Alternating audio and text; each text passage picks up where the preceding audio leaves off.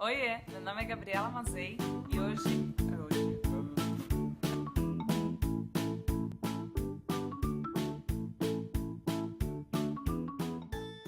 Olá, estamos começando mais um programa Criança em Crescimento e hoje nossa entrevistada é a mãe Karen, mãe da Clarice. Pode falar qual que é a patologia da Clarice? Clarice, 1 ano e 10 meses, paralisia cerebral. Por popularmente falando, paralisia cerebral, mas você me falou que havia uma outra nomenclatura, né? Encefalopatia não progressiva da infância. Se você está assistindo esse vídeo pelo YouTube, você pode compartilhar para as mamães que se identificam com essa dificuldade que a Karen vai apresentar aqui com a filha dela. E se você está assistindo pelo Facebook, você curte e compartilha também o link para que outras pessoas possam receber essas informações. E a gente estava conversando aqui e a Karen estava me falando da questão de aceitação. Como foi essa questão da aceitação para ela? E eu queria que você falasse como que foi isso para você. Quando que você descobriu e o que você sentiu? O caso da Clarice, ela saiu do hospital sem muito definido o que havia acontecido. Então nós ficamos mais ou menos com um mês com ela em casa, apresentando alguns sintomas, algumas movimentações irregulares, e só depois de um mês que eu fui conversar com uma amiga e ela me explicou que minha filha, né, tinha sofrido uma paralisia cerebral, como dizem, e que ela teria sequela e que, né, essa sequela me falou de algumas circunstâncias que eu passaria. E foi só naquele momento que eu tive noção real do que tinha acontecido, que foi aquele choque mesmo que a gente tem de e agora? Porque até então o médico, quando você saiu do hospital, você achava que sua filha era normal, né? No sentido de que não tinha nada, que não tinha nenhum problema. Normal, assim, a gente, por ela ter ficado no processo de UTI e tal, a gente sabia que ela teria algum tipo de complicação, mas eles não nos disseram, né, a amplitude disso. O caso da Clarice é bem complicado, afetou muito a parte motora. Você falou que ela ficou quase ou ela chegou a ficar tetraplégica? A classificação da paralisia dela é tetraplégica ou tetraespástica. Então foram afetados todos os membros dela. Cognitivo, a gente percebe na rotina que aparentemente não foi muito afetado por causa dos estímulos, das respostas e tudo mais. Há um atraso, né, do desenvolvimento, sim, que é normal, é esperado. Mas a parte motora foi bem comprometida. Assim, grave. Se você for analisar, é bem grave.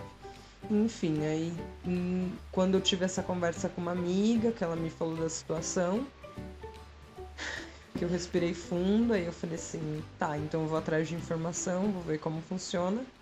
Me deparei com falta de informação, foi muito complicado eu consegui achar alguém que me falasse, vá, né, faça isso, vá em tal lugar e tal. E ainda bem que eu tive uma orientação da minha família, todo mundo vestiu a camisa, né, todo mundo achou importante ir atrás. E hoje eu posso dizer assim que, em geral, nós passamos pela fase da aceitação, não existe mais, né? Aceitação você estava falando que eu acho muito importante essa questão, assim, das nomenclaturas, né? Dessa aceitação de nomenclaturas. Inclusive, você fez, para quem não assistiu, mas tem uma entrevista com ela e com algumas outras mães, já no canal do YouTube também, você pode assistir por lá. Mas foram usadas algumas nomenclaturas que depois vieram falando, olha, não usa essa nomenclatura X, não usa essa nomenclatura Y. Mas aí a gente estava batendo um papo falando assim, qual é a nomenclatura utilizada pelo governo? Deficiente físico. Deficiente físico. Aí se você fala, mas meu filho não é deficiente. Meu filho, ele é portador de uma deficiência. Mas aí você já falou, não, portador não é, porque portador tem que ser se for vírus, por exemplo, né? Eu já li um artigo que você não pode utilizar a nomenclatura portador de deficiência, porque portador geralmente é quando é uma doença viral, é algo que adquiriu, né? Ainda que seja uma E que ela não se deficiência. espalha. Isso, ainda que seja uma deficiência. Sofri um acidente de carro, adquiri a deficiência. Mas ainda ele assim não- é algo que você está, né? Você está deficiente físico. Entendi. Então não é um. E aí foram sugeridas, então, como crianças especiais. Mas daí... É que assim, no meio de mães, né, a gente se sente mais à vontade de falar criança especial. E existem alguns embates do termo especial, porque aí uma mãe que não tem um filho deficiente pensa, calma aí, mãe, não passa aqui. Nas redes, quando você vai conversar com pais, mães, pessoas que têm contato, a gente se sente mais à vontade de chamar de criança especial. Por causa da demanda, é como se fosse uma rotina especial comparada à rotina normal, dita normal. Dita normal, né? Só que também pode ser que um outro pai de uma criança que não tem uma deficiência fale, mas meu filho é especial pra mim, então meu filho também é especial. Todas as crianças são especiais. Todas as crianças são especiais, cada um com a sua demanda, com a sua necessidade. Então existe uma complexidade em titular, né? Mas enfim, então tem uma dificuldade de falar no sentido de a criança ela é deficiente, a criança ela é portadora, a criança ela é especial. Então o termo mais correto seria a criança deficiente, que é o dito popular do governo, como a lei aborda, a criança deficiente. Porém, por uma questão afetiva, para minimizar essa dor em relação às mães que ainda estão em processo de aceitação, usa-se crianças especiais. Sim, e até mesmo porque tem pais, mães profissionais que lidam com essas crianças, que eles percebem que a criança não é deficiente, né? Que muito pelo contrário. Na circunstância ali que ele precisa achar outros meios para fazer, né, andar, ela é muito eficiente. Então, que ela falou também que tem pais que se chamam filhos eficientes filhos e não eficientes, não deficientes. Mesmo porque quando a criança ela porta alguma coisa, alguma deficiência, porta não, porque ela não porta mais nada, né? Agora, tá vendo? Quando ela possui. Quando ela possui. Então, a criança, quando ela possui uma deficiência, ela acaba atribuindo outras habilidades para que ela consiga ser autônoma e consiga fazer o que outras crianças sem deficiência conseguiriam fazer normalmente. Especial. Você estava falando que eu acho legal a gente falar para eles, no sentido de que quando você descobriu que a sua família estava pronta, né? Que você já tinha aceitado a condição da sua filha e que é isso mesmo e bola pra frente, né? E que você recebeu uma visita, que a pessoa não tinha esse grau de aceitação e que você percebeu. Conta um pouco para as pessoas. Eu recebi uma mãe, né, em casa que me pediu ajuda porque estava precisando de atendimento pro filho e tal. E quando ela chegou, foi muito interessante eu ficar assim de fora observando. Porque, embora eu tivesse marcado a visita, os meus pais, os meus irmãos sentaram para conversar com ela. E aí? O que seu filho já faz? O que não faz? Você já foi ver a cadeira de roda? Nossa, porque a cadeira de roda é um benefício. Então, assim, para eles já era totalmente normal isso. Então, assim, na sua família? Perguntando, nossa, você já foi atrás? E pra mãe ainda, quando ela ouviu o termo deficiente, cadeira de roda, ainda foi um choque, então aí que me caiu... chegou a sua irmã e falou assim, seu filho também é deficiente? Ela, opa, que? Você tá falando do meu? A minha sobrinha chegou e falou assim, tia, ele também é deficiente? E a mãe olhou assim pra nossa cara, tipo, deficiente? Não, meu filho não é deficiente. Então é legal quando você sente que você chegou nesse nível, né, nesse momento. Que nem existe mais aceitação, né? Não tem mais o que aceitar. Nós estamos ajudando... a condição de hoje, né? A condição que a Clarice é hoje. A Clarice é deficiente, com algumas limitações que vão melhorar, né?